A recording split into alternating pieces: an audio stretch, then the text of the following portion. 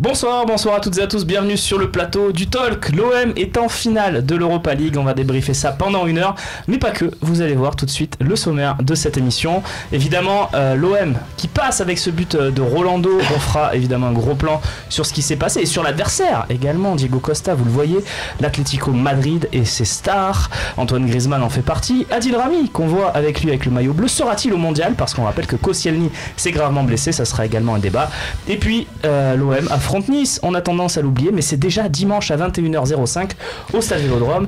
On va voir si l'OM doit tout miser sur la Ligue Europa ou également mettre des sous sur le championnat. Je ne savais pas exactement comment le dire, je suis avec mes deux copains du Phocéen, mes deux amis journalistes.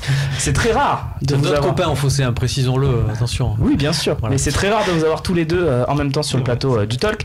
Seba, on est avec toi aussi parce que c'est toi qui as eu la chance de faire le déplacement pour nous à Salzbourg. Tu vas nous raconter un petit peu les dessous de ce que tu as vécu. Tu me disais que tu avais croisé Guy Stéphane, par exemple, tu nous raconteras ça tout à l'heure. Comment ça va? T'es remis déjà de ce long voyage, de cette petite nuit et de ce voyage? Voilà, je pense que ce soir, on va aller au dodo très tôt pour récupérer un petit peu de cette match sur les 3 jours. Hein. Oui. Ce qui est rigolo, c'est qu'autour de la table, on a tous vu le match à un endroit différent. Romain, par exemple, t'étais avec René qui ne sait pas encore. Tu t'es remis de la fanzone du Gold Eagles. On m'a dit que c'était pas encore remis à 100%. J'ai fait des efforts. La récupération invisible.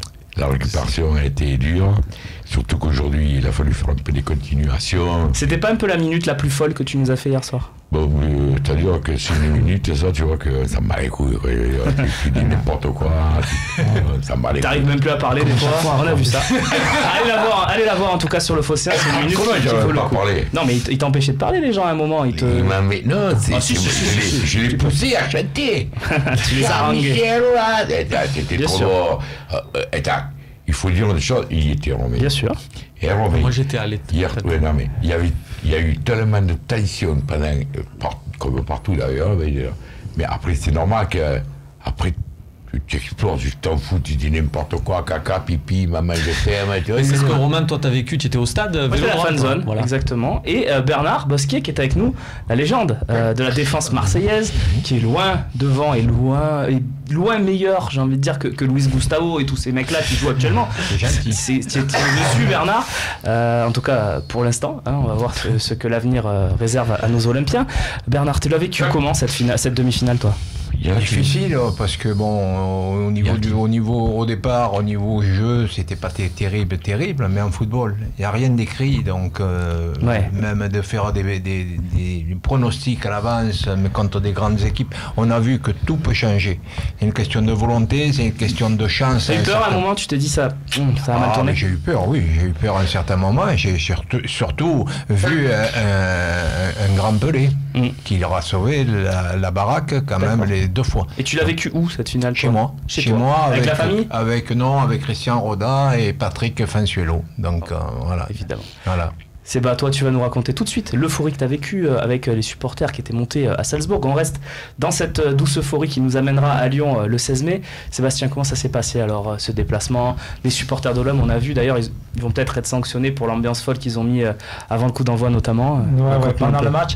Alors déjà Salzbourg, le cadre, c'est une super ville, c'est une petite ville qui est au cœur de la montagne, donc la ville était superbe. Dans la journée, on a vu les supporters marseillais arriver au compte-gouttes. Dans l'après-midi, ils étaient de plus en plus nombreux sur les places de la ville, etc. Ils ont mis de l'ambiance, ils chantaient, c'était vraiment très sympa. Et je pense que les habitants de Salzbourg connaissent une nouvelle chanson parce que avec des collègues journalistes, on suivait un petit cortège de supporters qui chantaient évidemment la fameuse chanson dédiée à Jean-Michel Aulas.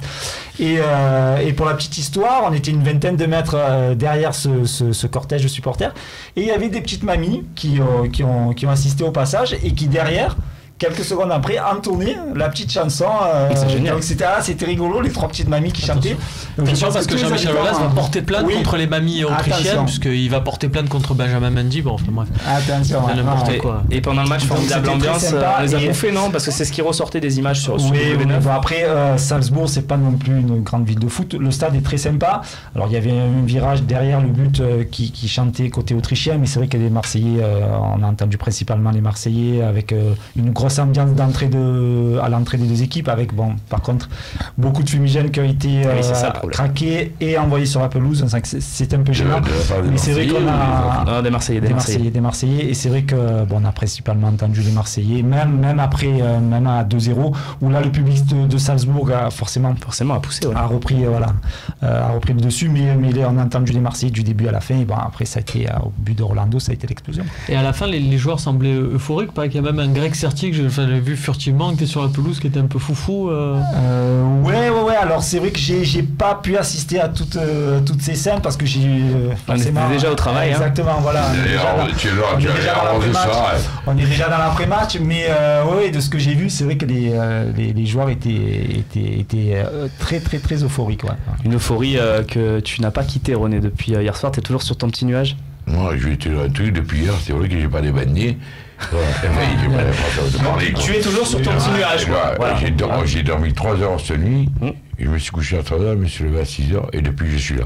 Et il était radio et tout, je m'en fous, j'ai mangé à l'OM un café, on a bu l'apéro, santé, à l'OM, vive la victoire, bravo, vive Mamou. Comment tu veux faire? Tu es obligé, les mecs ils t'obligent.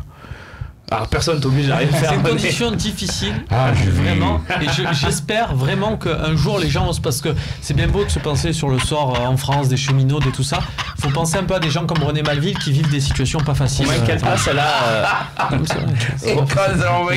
Romain, quelle place elle a cette finale dans l'histoire, dans la grande histoire de l'Olympique de Marseille, selon toi l'observateur qui a cet œil. Il faut attendre le terme de la finale pour dire, mais il y a déjà une chose qui est différente, par exemple, de l'épopée de 2004. C'est qu'en 2004, tu jouais plus le championnat. Tu avais que ça à vivre. Alors que là, tu joues en même temps, et c'est là où la performance est quand même intéressante, tu joues un top 4. Avec Courbis, on est arrivé en finale de Coupe UEFA et on jouait les premiers rôles en championnat. Tu avais le plus gros budget du championnat à l'époque avec l'Olympique de Marseille. Favoris. Là, c'est pas du tout le cas et on arrive quand même à mener ces deux compétitions de front. Donc là, c'est là où ça devient intéressant. Et là aussi où je trouve qu'il y a une différence fondamentale, c'est qu'en 2004, ton équipe, elle reposait, allez, je vais être gentil, sur 2 hommes. Tu avais un gardien et un avant-centre. Voilà. Et l'équipe dans les joueurs majeurs en tout cas. Les 9 autres faisaient en sorte que ces 2 joueurs soient dans de bonnes conditions. Maintenant, là, tu as une équipe, une vraie équipe. Et je trouve qu'il y a une adhésion autour beaucoup de visages. Et c'est ça qui est intéressant dans cette équipe de l'OM, c'est qu'il y a une vraie adhésion.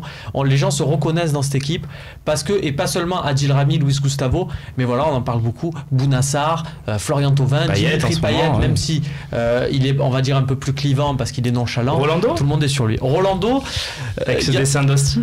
Non, il y en a qu'un amoureux de Rolando.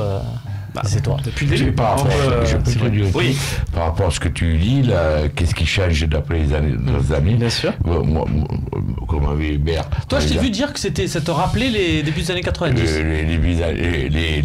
Depuis les demi-finales. J'aurais aimé quand même que ça soit comme ça du départ de la campagne à la Ligue Europa.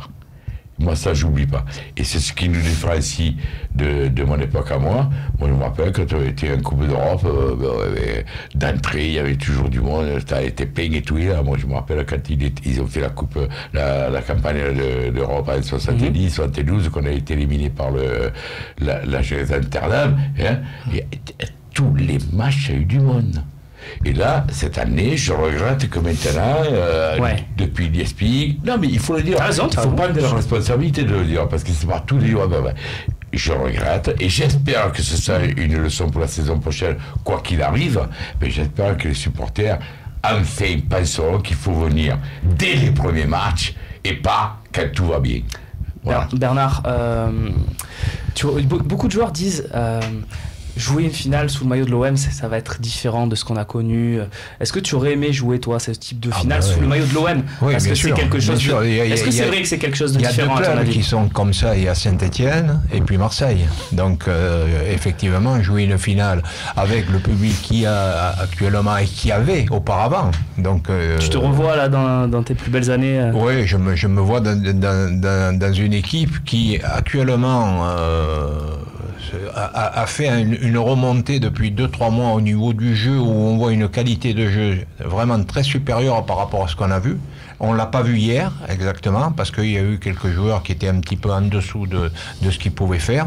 Mais bien sûr, jouer une finale, ça n'a pas de prix. C'est comme celui qui dit qu'il ne veut pas être sélectionné en équipe de France. Ça n'a pas de prix. Évidemment, on va prolonger cette analyse. Envoyez-nous vos hashtags LiveTalk, bien sûr, sur Twitter, le forum du Phocéen et Facebook. Évidemment, vos meilleurs messages passeront, même si c'est pas des questions. Voilà, partagez votre bonheur avec nous. Envoyez également des questions pour la partie questions-réponses. En fin d'émission, on va revenir un peu plus précisément sur ce qui s'est passé sur le terrain. Qui est le héros de l'OM ce soir hier soir, pardon, c'est la question qu'on se pose dans la deuxième partie.